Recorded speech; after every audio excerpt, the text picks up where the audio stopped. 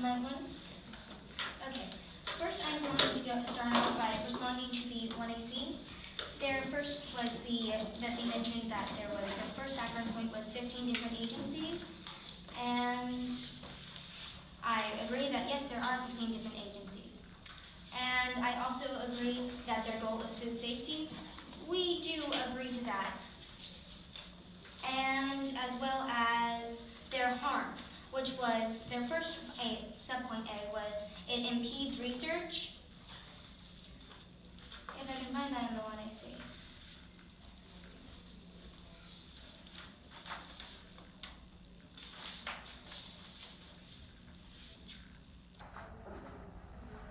Okay. So they said that it impedes research, but then they also said in cross-ex that none of their evidence was actually even relating to the Safe Food Act. To the Safe Food Act and to their advantages. I'll just get right down to their advantages that they had. I'm going to cross them out because, again, they said that none of them were regarding the Safe Food Act.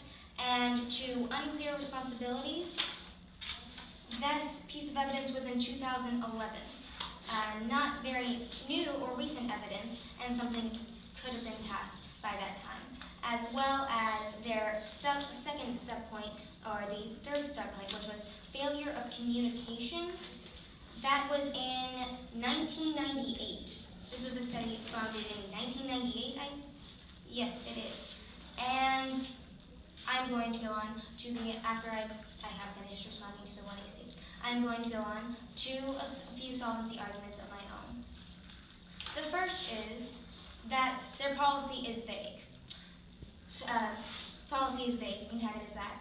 Christopher Doering, quote, Representative Kristi Noem, a South Dakota Republican, said Monday she was reluctant to support the president's new food safety agency.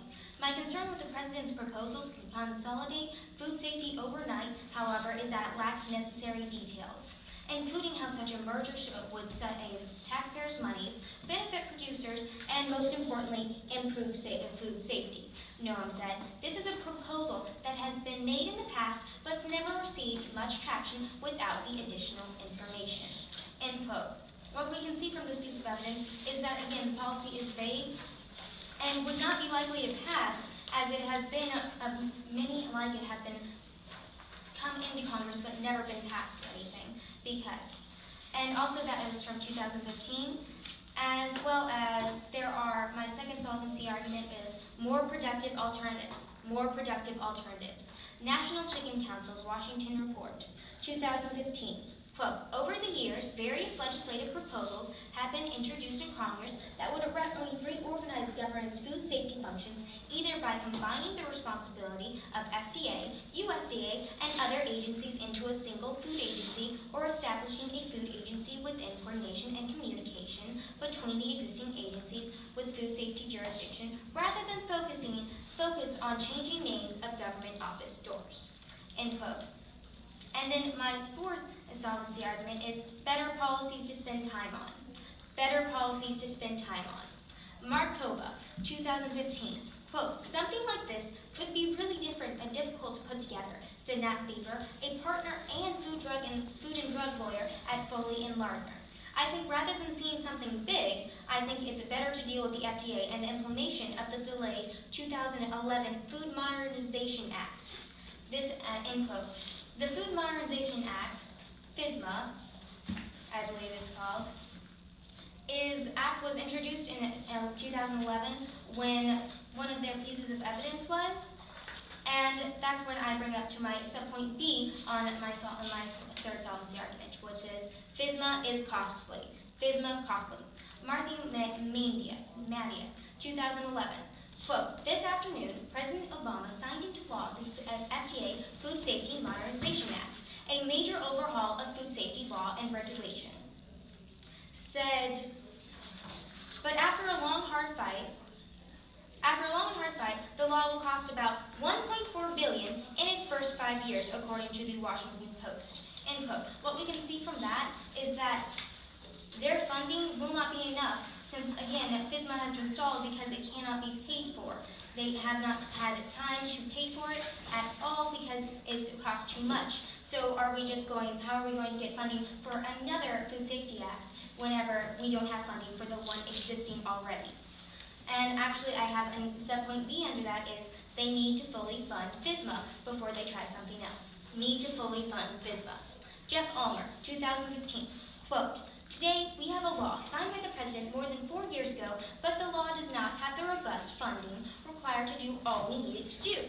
The House and the Senate Agriculture Appropriations Bills for the fiscal year of 2016 award the FDA $41 million and $41.5 million, respectively, for FSMA implementation. FDA had asked for $109.5 million, almost 3 times as much as what lawmakers are proposing. Sadly, this is nothing new. Each year, Congress acknowledges FSMA's importance by granting funds to implement the law, but each year these funds fall far short. For FY 2014, FDA got $53 million for FSMA. For FY 2015, it was only $27.5 million. The reality is that without full funding, the law that we toil today and night to pass, the law that might have saved our friends and loved ones' lives, cannot meet its potential. Congress must give FDA the funds it needs to protect our food supply and prevent PCA-like abuses in the future." End quote. Instead of passing an unneeded, complicated reorganization plan, we need to finish what we started and finish funding FSMA. End quote. Oh, that is good. But what I would like to bring up as well is that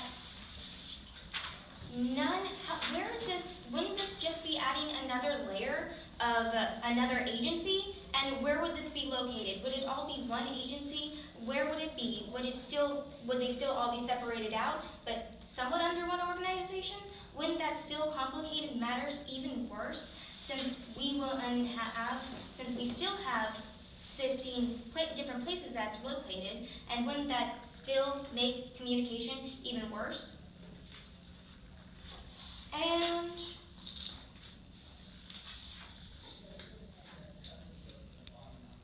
thank you, Gabrielle.